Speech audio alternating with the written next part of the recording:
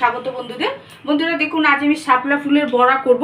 এইখানে দেখুন শাপলা ফুল আছে, এখানে আমার দেখুন বেসনের মধ্যে আছে, বেসন আছে, পোস্ত আছে 1 চামচ, কালো জিরে আছে 1/2 চামচ, নুন আছে পরিমাণ মতন, লঙ্কা গুঁড়ো আছে ছোটো চামচের 1/2 চামচ, বেকিং সোডা আছে 2 চিমটির মতন, হলুদ গুঁড়ো আছে একটুখানি, আর এখানে আছে সাদা তেল। আমি এবার দেখুন বেসনটা গুলবো।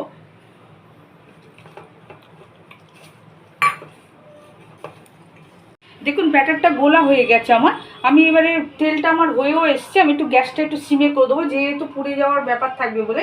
এবারে দেখুন আমি এখানে শাপলা যে ফুলগুলো আছে, ফুলের ভেতরগুলো থেকে যে ফুল এর কেশর মতন থাকে সেগুলো আমি কেটে ছিঁড়ে নিয়েছি, নিয়ে ঠিক এইভাবে দেবো।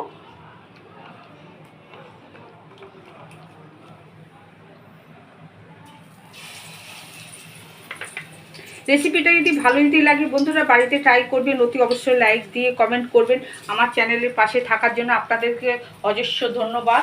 নতুন বন্ধুদেরকে স্বাগত, পুরনো বন্ধুদেরকে ভালোবাসা। বন্ধুরা আমি এবার উল্টাচ্ছি বড়াগুলো।